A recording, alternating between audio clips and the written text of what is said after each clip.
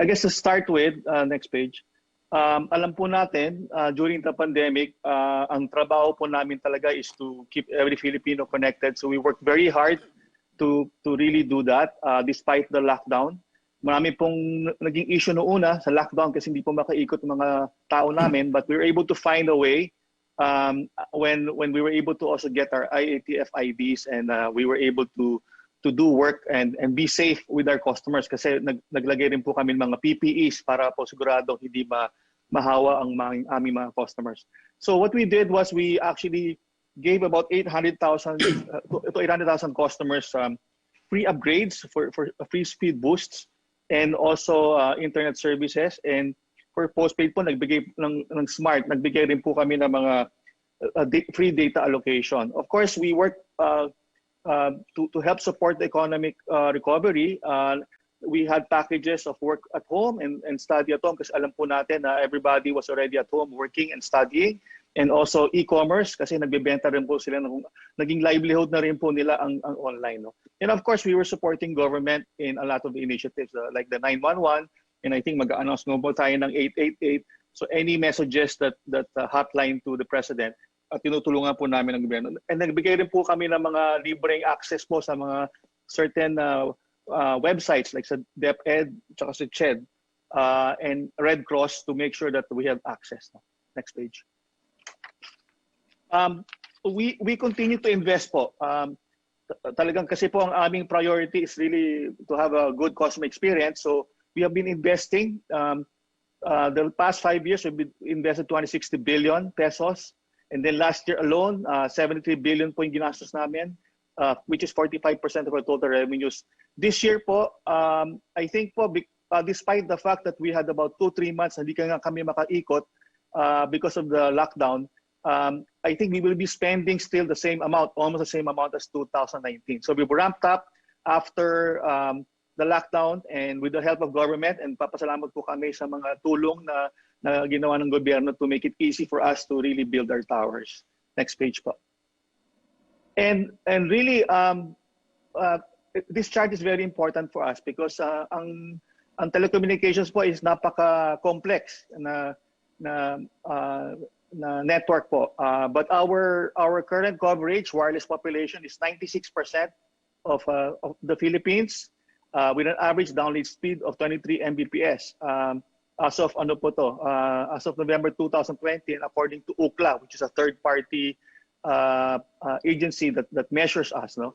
But what I want to highlight here is really our number of cell sites that we have put on service. We have about 10,069 sites, 58,538 base stations, 29,526 4G base stations. So marami po talagang trabaho ang kailangan gawin to really make sure that we continue to improve our coverage.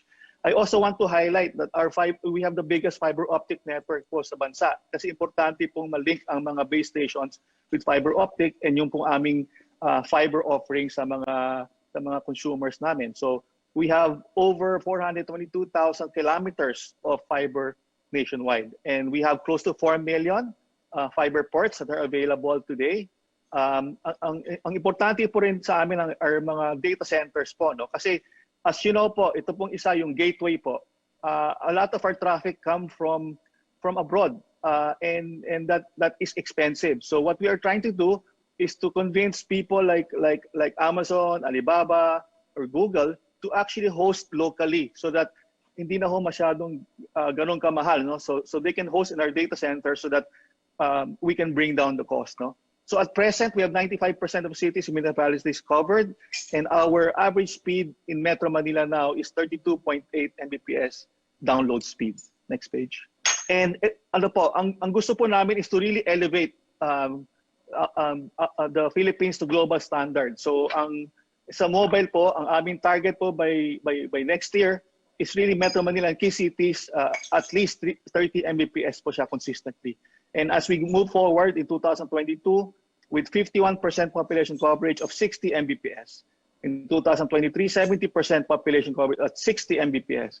2024 at 80% population at 60 Mbps, and at 2025, 84% also at 60 Mbps. And then for fixed, may mga plans po kami na 10 Mbps. Gusto po namin gawin, ang minimum average broadband speed is maging 20 Mbps po. And we have a major effort now that we started in August to migrate all our copper subscribers, which is very problematic, really to fiber services. No? So, ang gagawin po namin by almost end of next year, 85% of our copper would have been migrated to fiber. And again, kailangan po natin para ma-achieve din po natin itong mga space na to is tama rin yung devices. Kasi kung mali po yung devices ninyo or you are not in the right coverage or right devices, hindi rin po natin ma-achieve yung tamang speed. Next page. And ito po, just wanted to share with you, and we're very proud of this, but again, we want to elevate our benchmarking. We're comparing ourselves also to other countries in our region. Based on independent studies po, ang PLDT po ay sa lahat po ng hirap na ginagawa namin ay happy to report po na ang PLDT average speed po is 30.68 Mbps, which is higher than the Philippine average of 26 Mbps. And for a speed test, ang PLDT-Smart is classified as a fastest fixed and mobile network the first 6 months of 2020, according to Ookla, again a third-party agency. And for wireless, Smart's average speed is 19.45 Mbps, higher than Philippine average of 16.89. And again po, as I said, we are trying to benchmark ourselves globally sa Ulat po versus, which is really a global standard.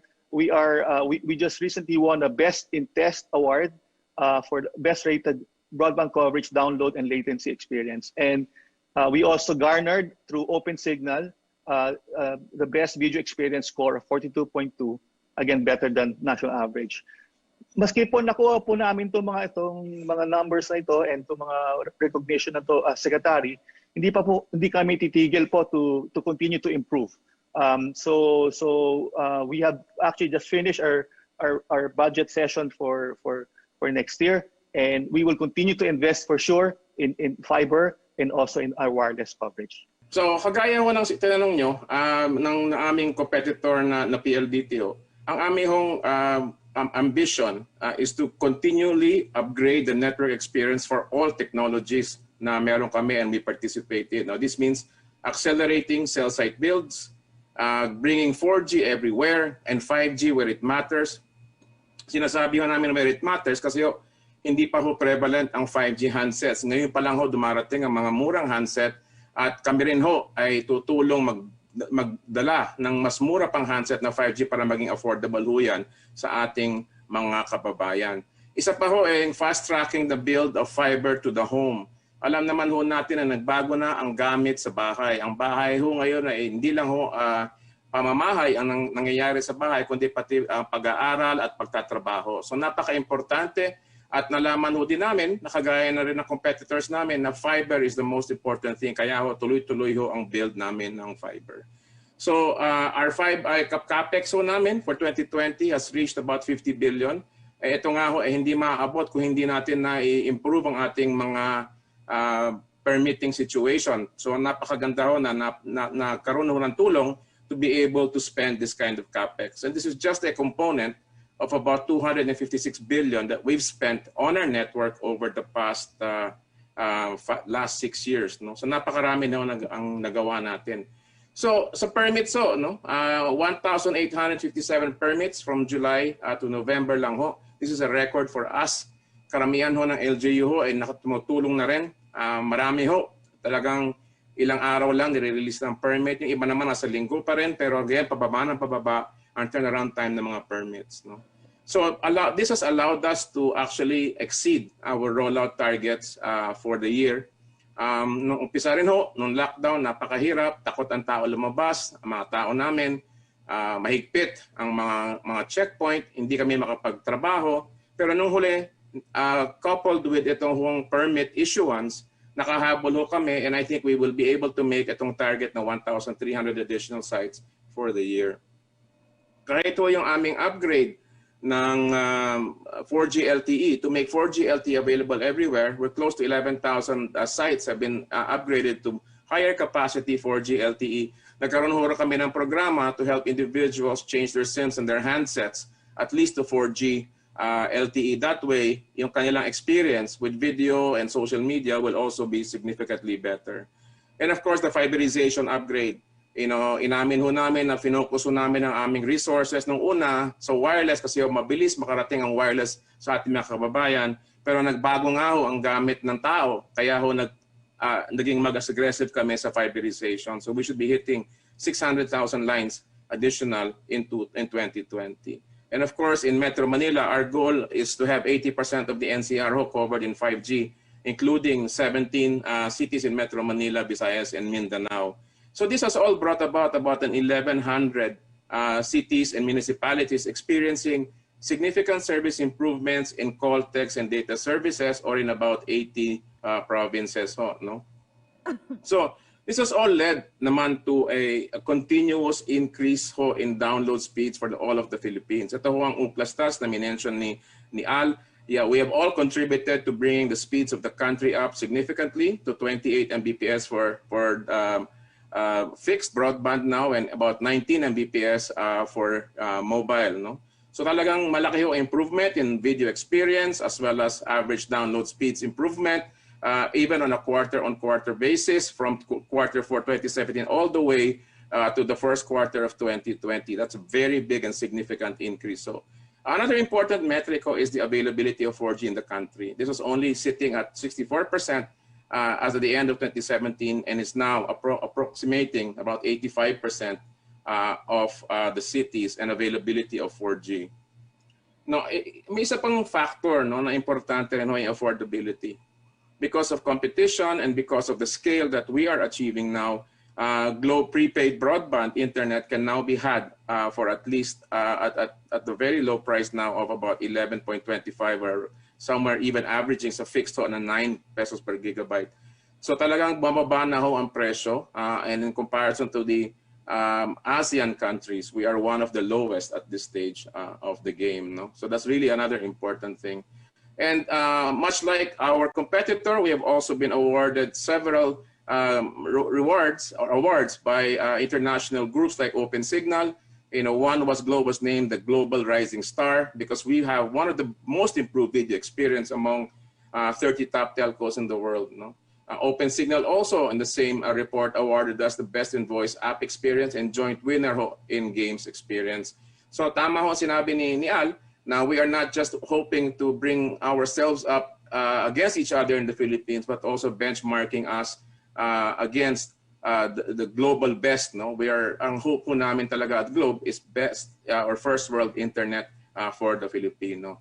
And the International Institute of Management Development has also ranked the Philippines top 10 globally in terms of telco investments. Hindi ho pinakakaila na ang laki ho ng porsyento ng aming revenue ay napupunta dito sa investments and network. No, we are closing in on close to 50% of our revenues are plowed back into network investments. There are very few, if any, industries in this country that plow back as much money into network investments as the telcos. Pero nangailangan ho yan kasi nga ho, napakalaki ho ang pangailangan ng ating bansa in terms of the network. And of course, the Filipino people have become a lot more digital, coming from even on banking and on payments. Kasama na rin ho yung aming GCash dito. No? So for 2021, malaki rin ang ambition namin. We are hoping to spend over what we did here in 2020 with the improved permitting. We hope to spend about 70 billion, which will be comprised of about 1 million fiber lines, which is 2.5 times what the target is of 2020. We want to aggressively roll out 5G in more municipalities. Hindi raw namin kinalimutan ng mobile. Alam ko importante na ang fixed sa tao, pero importante rin ang mobile because as they go out and resume their daily lives, babalik na naman ho ang kanilang increased usage in the mobile network instead of the home. So we are building 2,000 cell site ho, including IBS ho, that means indoor base stations kasama ang buildings. Kasama na rin ho ang mga towers na tatayo ng aming mga tower company partners. No? Isa pa ho ang binigay namin sa publiko with the advent of 4G LTE is the availability of VoLTE or Voice over LTE or Voice over Wi-Fi. Hindi naman ho natin magagawang 100% lahat ng homes, lahat ng building, malagyan ng indoor coverage. Wala hong ganyan kahit saan sa mundo. So we will use Wi-Fi as a substitute so that you can make calls on the cellular network using Wi-Fi. This will give you clearer calls, faster call setup, and hopefully near zero drop calls. So malaki rin ho ang ambisyon, kaya napakalaking bagay ho. Once again, sinasabi ko, yung napagbigyan ho tayo ng gobyerno, tinutulungan tayo ng ARTA, tinutulungan ho tayo nila ng DILG, na ho si Secretary Anyo, siya ho ay talagang nagmamonitor ng mga permits at talagang tumutulong to remove a lot of the obstacles na nasa harap namin in obtaining these permits. Okay.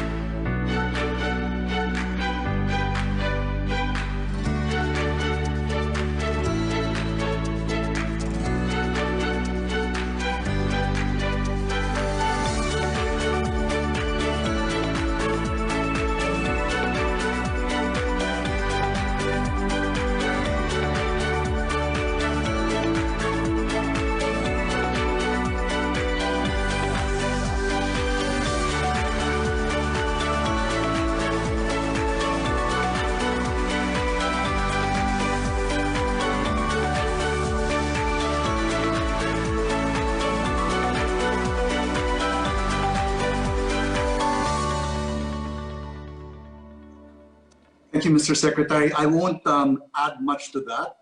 Please just allow me to say that our government and our ambitions are actually, our aims are actually quite ambitious. We want to double download speeds by year 1 of our operations, quadruple it by year 2, and achieve 87% population coverage by 2025. We are very hopeful, Your Honor, that come January 7, 2021, we will pass our first audit and we will have our commercial launch in March of 2021. Ang Converge, simple lang ang objective is to deliver as many high-speed broadband lines to Philippine households and businesses nationwide. Unang update sa ating network in terms of high-speed fiber ports that are available. We are already at about 3.5 million ports. That's the target for the end of the year. And we plan to add more for 2021.